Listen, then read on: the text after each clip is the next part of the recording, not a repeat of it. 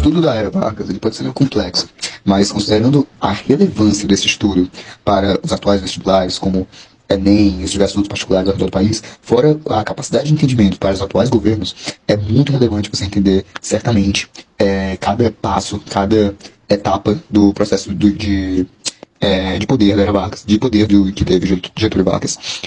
A primeira vez que Vargas foi, não eleito, mas foi presidente, foi por meio do golpe na Revolução de 30, que acabou com a República Velha. O que era a República Velha? Antes da era Vargas, antes do governo provisório, antes de Vargas atuar no poder como presidente, você tinha no Brasil um sistema oligárquico e corrupto, chamado política do café com leite, onde São Paulo, Minas Gerais e os oligarcas das regiões, eles ficavam em troca-troca, em um sistema corrupto de troca de favores, que um elegia o outro, e esse sistema corrupto, ineficaz, gerava muita revolta. A revolta se acumulou, e em 1930, no ápice, você teve o golpe que colocou Getúlio Vargas no poder, tirando antes do presidente Washington Luiz. Esse foi o fim da República Velha e começa o governo provisório. O governo provisório que é a primeira etapa da era Vargas. Naquela época, de forma análoga como é hoje, inclusive, o Brasil ele dependia da tecnologia que vinha dos estrangeiros e a produção industrial brasileira era muito fraca. A primeira premissa do governo Vargas durante o governo provisório foi a Revolução Industrial. Vargas queria industrializar o Brasil para que não sejamos tão dependentes da tecnologia externa, da importação de tecnologia. Vargas governava de forma estratégica. Desde o começo ele já mostrava essa face dele, pois de um lado ele tinha a centralização do poder, o nacional-populismo, a ideia de um Estado forte, intervencionista, a censura dos que eram os opositores. Todos esses eram aspectos do governo de Vargas que já eram mostrados desde a primeira etapa do governo provisório. Mas ele também era populista, fazia várias propagandas, era muito bom de propaganda. Então ele passava essa imagem ao povo de ser aquele que ajudava. Era um líder forte que ajudava os pobres, as classes mais baixas e os diversos.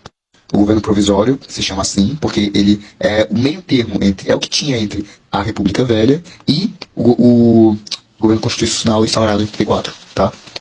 Vargas criava a identidade nacional de um Brasil católico e miscigenado, de brancos, índios, negros trabalhando juntos. Vargas ele tinha essa característica do incentivo ao trabalho, ao emprego, a cidadãos dispostos, tá?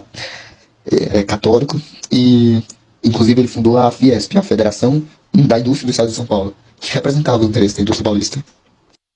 Com 2 anos de governo, em 32, você tinha a Revolução Constitucionalista, de 32, que foi um movimento armado que pedia a descentralização de poder, a democracia, a liberdade, eram contra a censura que já existia, e eles foram derrotados pelas forças federais. Mas eles foram importantes de ser mencionados, porque mesmo derrotados, eles pressionaram o governo a fazer mudanças. O governo já perdia a ideia de que ele era intangível.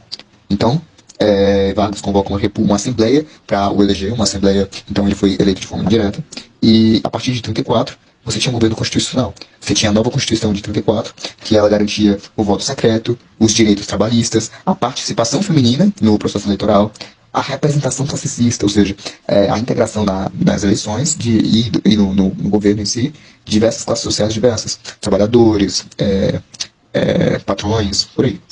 E um caráter nacionalista. Vargas é esse cara tradicional, nacionalista, incentiva o trabalho, incentiva a união do povo por um bem maior. Ele é aquele cara populista. Ele agrada, censura, agrada, censura. Enquanto ele vai ser bonzinho, vamos lá, figurativamente. Ele vai ser o cara bonzinho, até você discordar dele, como se fosse. Aí é que tá, nesse governo constitucional, você teve uma certa liberação, você teve uma instabilidade política maior. Havia cada vez mais pressão que exigia por uma democracia, havia o aumento desse pensamento progressista. Então, pelo golpe de 37, foi instaurado o Estado Novo, um Estado de oração autocrática de princípio fascista. Ou seja, Vargas agora ele era um ditador análogo ao fascismo, que liderava de forma autocrática, ou seja, ele mesmo tinha o poder, ele quase que como um novo imperadorzinho, e ele copiava um ditador português chamado Antônio Salazar. Também era um nacionalista autoritário que vale se mencionar. E em 37, Vargas instaurou a Constituição Polar. Por que polar? Porque ela copiava elementos de uma Constituição polonesa, que tinham o quê? As características. Uma hipertrofia marcante do Poder Executivo. Quem é o Poder Executivo? O presidente. Então, Getúlio Vargas, ao instaurar a Constituição de 37, ele se dava o poder, ele engrandecia a si próprio, dava a si mais poderes no ramo político. Ele quebrou, a partir daí, o federalismo, ou seja, ele rompeu com a autonomia que os estados tinham e prorrogou o seu próprio mandato. Até que, em 42, Vargas entra na segunda. Vargas coloca o Brasil e faz o Brasil entrar na Segunda Guerra ao lado dos países aliados. Em 45, ele é deposto pelos militares e é exilado. Esse período que Vargas teve no poder foi chamado de Estado Novo. Durante o Estado Novo, você teve a anistia de vários presos políticos, a volta do pluripartidarismo e já preparava o Vargas para uma volta democrática. Já preparava o Brasil para uma volta democrática. Aí é que tá. Vargas, ele tinha ido tão bem em sua propaganda e indo tão bem no desenvolvimento industrial brasileiro que ele iniciou-se o movimento querenista. Por que querenista? Por causa do lema que eles tinham, que era Queremos Vargas. Queremos Vargas. Virou assim chamado querenismo. O que eles queriam? Que o Vargas agora não governasse como ditador, mas eles queriam que Vargas permanecesse no poder de forma democrática. Queriam eleger o Vargas. Ora, o Estado Novo teve a marcante presença de vários órgãos de censura, como o DIP, o Departamento de Imprensa e Propaganda, que foi essencial para essa construção de um ideal identitário. O DIP ele formou uma conexão com o povo, especialmente com as camadas mais baixas. Ora, ele criava a imagem de que Vargas ele era o cara do samba, da cachaça, da capoeira, daquela mistura, daquele conjunto de religiões que formam o Brasil também. Então Vargas soube exatamente como dizer o que é o brasileiro. O brasileiro é isso aqui. E quem eu sou? O líder dos brasileiros. Entendeu? Esse departamento de imprensa e propaganda, o DIP, foi essencial para o movimento querenista, para surgir o movimento querenista, para a manutenção destes e para a criação da ideia de que Vargas ele era aquele líder perfeito, aquele líder maravilhoso. Entendeu? Vargas, durante o governo, ele estava trabalhando para que as pessoas sentissem isso. Não, é melhor com Vargas. Deixa Vargas no poder. Isso é bom pro Vargas. Tanto o DIP como a Polícia Secreta, que tinha os dois, tá? Eles tinham o objetivo de perseguir opositores. Para garantir que, ainda que o povo gostasse do Vargas, ainda que tudo mais, tudo menos, o Vargas não podia se preocupar com a oposição. Aí é que tá. Com o aumento dos movimentos de esquerda, os militares, eles começavam a se descontentar com a atitude que Vargas apresentava, que o Vargas tinha. Os militares eram influenciados por esses movimentos de esquerda. A crise econômica no cenário de guerra não facilitou também a popularidade do Vargas. E a saturação. Afinal, já haviam 15 anos que Vargas ele era o chefe do executivo.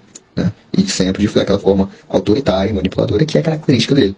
Então, como consequência, Vargas foi deposto pelos militares em 1945 e o Brasil se preparou para uma redemocratização. É o que a gente chama de República Liberal. Então você teve o quê? Você teve a linha do tempo de Vargas. Ele vem em 1930 e passa pelo governo provisório. Provisório por quê? Porque é o que tem até o governo constitucional em 1934. Depois de 1934, você tem a volta do autoritarismo, que é o Estado Novo. O Estado Novo. E ele dura de 1937 a 1945, quando Vargas é deposto. Depois, em 1950, os frutos que Vargas cultivou ao longo do seu governo vão ser fiéis a ele, e em 1950 ele vai ser eleito democraticamente. Vai ser o segundo governo de Vargas. Aí é que tá. Ele só vai ficar por mais 3 anos, e em 56 surge o governo de Juscelino Kubitschek, tá? Mas focando no Vargas, como é que foi o segundo governo de Vargas? O segundo governo de Vargas foi uma volta democrática, focada no nacionalismo e no trabalhismo, que são as marcas registradas dele. O que é trabalhismo? Melhoras nas condições do trabalhador, a melhoria do salário mínimo, revisão da jornada de trabalho. E foi nesse período, inclusive, que houve a fundação da Petrobras.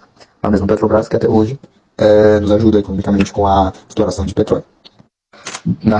Depois que o Brasil atingiu a redemocratização, a República Liberal vai ser feliz para sempre com os brasileiros, né? Eles viveram felizes para sempre, até em 64 voltar o regime militar.